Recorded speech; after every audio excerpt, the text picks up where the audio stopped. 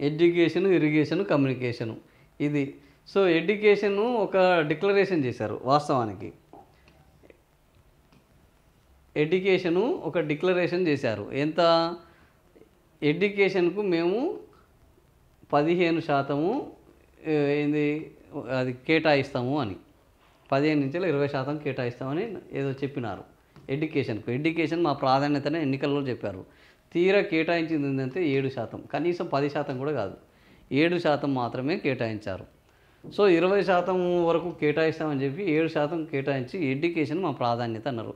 ఒక్క integrated school కట్టలేదు, ఒక్క యూనివర్సిటీ కట్టలేదు, ఒక్క కొత్త యూనివర్సిటీకి శంకుస్థాపన 2 యూనివర్సిటీలకు చేశారు.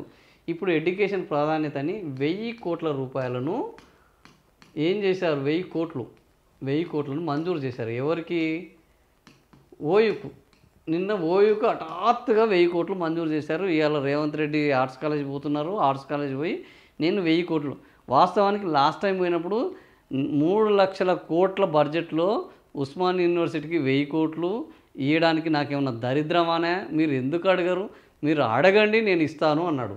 కానీ మళ్ళా డిసెంబర్ 9కి వస్తానన్నాడు.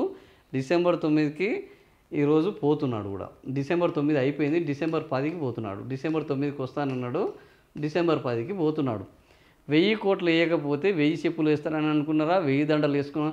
మొత్తానికి ఒక జీవో అయితే వచ్చింది, ఈరోజు జీవో వచ్చింది. కానీ జీవోలు ఇట్లాంటివి ఈ తెలంగాణ ప్రభుత్వంలో 100 ఉన్నాయి. జీవోలు ఇస్తే బడ్జెట్లో కేటాయిస్తేనే అవి విడుదల అయినా కూడా అవి ఖర్చు కాక మురిగిపోయిన సందర్భాలు అనేక ఉన్నాయి. మరి ఇప్పుడు 1000 కోట్ల జీవో ఇస్తే ఈ 1000 కోట్ల జీవో కేటాయింపులు ఎప్పుడు జరగాలి? అవి విడుదల ఇప్పుడు కేటాయింపులు జరిగినాయి, అవి విడుదల ఎప్పుడు జరగాలి? ఆ పనులు ఎప్పుడు జరగాలి? ఈ మళ్ళా రేవంత్ రెడ్డి మళ్ళీ ఎప్పుడు పోవాలి? ఈ 1000 కోట్ల పనులు ఎప్పుడు చేస్తాడో మనం ఈరోజు చూద్దాము. ఆ 1000 కోట్ల రూపాయల పనులకు ఏమైనా డెడ్ లైన్ పెడతాడా, లేదా 1000 కోట్లు ఇచ్చినామని ఒక ఉపన్యాసం ఇచ్చి అక్కడి నుంచి నిష్క్రమిస్తారా? ఈరోజు ఎట్లాగో మళ్ళీ ఆర్ట్స్ కాలేజ్ దగ్గర పోతున్నాడు. ఈ 1000 కోట్ల లెక్క ఎంత? ఎడ్యుకేషను. ఇక ఇరిగేషను అన్నాం.